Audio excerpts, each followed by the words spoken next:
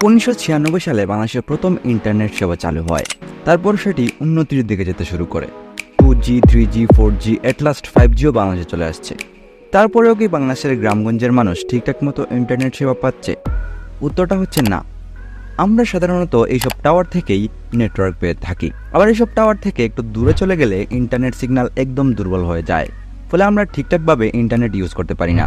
তবে এটা ঠিক, আমাদের ঘরে যে ইন্টারনেট কানেকশন বা ওয়াইফাই থাকে সেটি অনেকটাই স্ট্রং হয়ে থাকে এবং সেখান থেকে অনেক ভালো ইন্টারনেট সার্ভিস পাওয়া যায়। তবে এটাতে শুধুমাত্র ঘর বা অফিসে, বাইরে তো আমাদের অনেক প্যারা খেতে হয়, তাই না? তো এইসব ঝামেলা থেকে মুক্তির জন্য আগামীতে বাংলাদেশে আসতে যাচ্ছে ইলন মাস্কের স্টারলিংক স্যাটেলাইট ভিত্তিক ইন্টারনেট সেবা। বাংলাদেশের গ্রামীণ ফোন, বাংলালিংক, রবি, এয়ারটেল, টেলিটক এইসব যে সিম কোম্পানি রয়েছে সেগুলো থেকে মোটামুটি 10 থেকে 18 বা 20 Mbps পর্যন্ত ইন্টারনেট স্পিড পাওয়া যায়। যদিও এই সুবিধাটি শুধুমাত্র টাওয়ারের নিচে যারা বসবাস করে তাদের জন্যই। আর আমার ঘরে বর্তমানে যে ওয়াইফাইটি রয়েছে সেটি থেকে আমি মোটামুটি 15 থেকে 20 Mbps পর্যন্ত ইন্টারনেট স্পিড পেয়েছি। কিন্তু স্টারলিংক এখানে অনেক এগিয়ে আছে। গুগলের মতে স্টারলিংকের সর্বোচ্চ ইন্টারনেট স্পিড হচ্ছে 500 Mbps। Mbps মানে হচ্ছে মেগাবাইট পার সেকেন্ড। মেগাবাইট যেটাকে আমরা এমবি বলি, আর পার সেকেন্ড মানে হচ্ছে প্রতি সেকেন্ডে। এখন 500 Mbps মানে হচ্ছে 500 MB প্রতি সেকেন্ডে।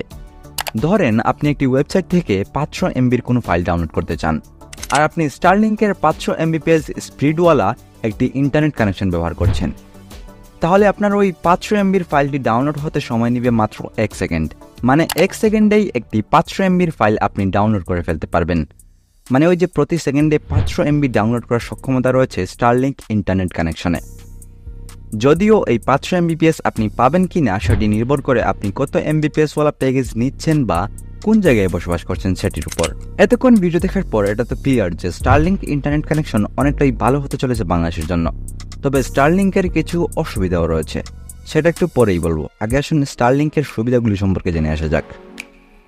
বর্তমানে আমরা যে নেটওয়ার্ক সিস্টেম ব্যবহার করতেছি, পাহাড় অঞ্চল কিংবা দুর্গম জায়গায় গেলে সেটির অস্তিত্ব খুঁজে পাওয়া যায় না। তবে এক্ষেত্রে স্টারলিংক অনেকটাই ভিন্ন। এটি স্যাটেলাইট ভিত্তিক হওয়ায় বিশ্বের যে কোনো জায়গায় এটির অ্যাক্সেস পাওয়া যায়। পাহাড়ের চূড়ায়, সমুদ্রের মাঝখানে কিংবা মরুভূমির মাঝখানেও এটির অ্যাক্সেস পাওয়া যাবে। লাইভ স্ট্রিমিং, গেমিং এসব ক্ষেত্রে স্টারলিংক অনেকটাই ভালো রেজাল্ট দিতে পারে, কারণ এই ইন্টারনেট সিস্টেম অনেকটাই দ্রুত গতির।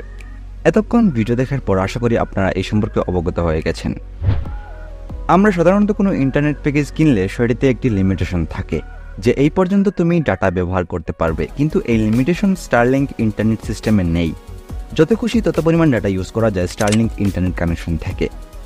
মাসে মাসে একটি বিল পরিশোধ করতে হবে এবং এর থেকেই পুরো মাস আনলিমিটেড ইন্টারনেট ইউজ করা যাবে।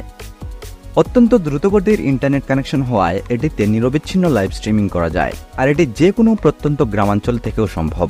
স্টারলিংক ইন্টারনেট কানেকশনের সাথে একটি ডিশ থাকে যেটিকে ইনস্টল করা খুবই সিম্পল এবং সহজ কাজ। এখন আসুন এর অসুবিধাগুলো সম্পর্কে জেনে নেওয়া যাক। যে কোনো জিনিসেরই আমরা মূল্য এবং পারফরমেন্স থেকে হিসাব মিলাই যে এটি আমাদের জন্য উপযুক্ত কিনা।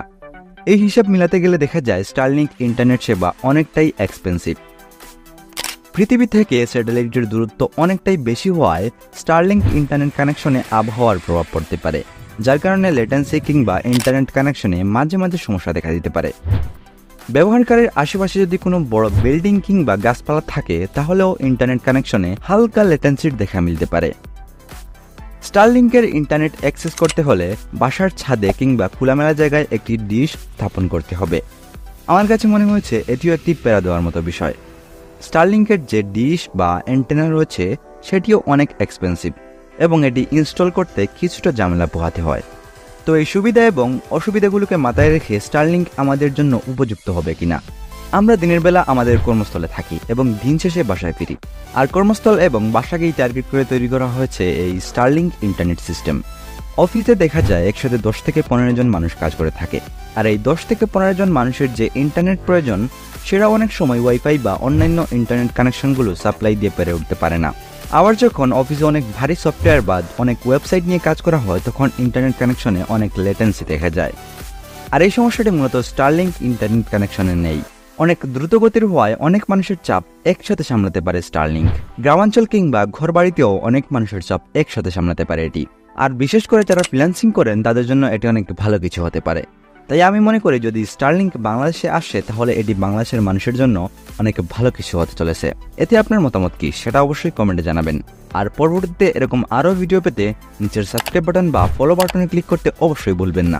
দেখা হচ্ছে পরবর্তী কোনো ভিডিওতে। ততক্ষণ পর্যন্ত স্ক্রিনে থাকা যে কোনো ভিডিও এনজয় করতে পারেন। সবাই ভালো থাকবেন, সুস্থ থাকবেন। আল্লাহ হাফেজ।